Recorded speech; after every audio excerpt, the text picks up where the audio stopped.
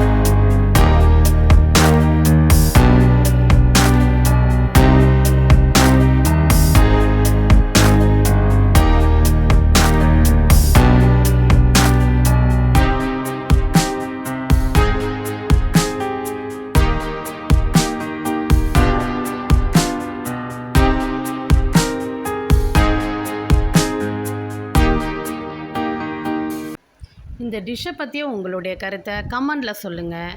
இந்த டிஷ் உங்களுக்கு பிடிச்சிருந்தா லைக் பண்ணுங்கள், ஷேர் பண்ணுங்கள், எங்கள் சேனலை சப்ஸ்கிரைப் பண்ணுங்கள்.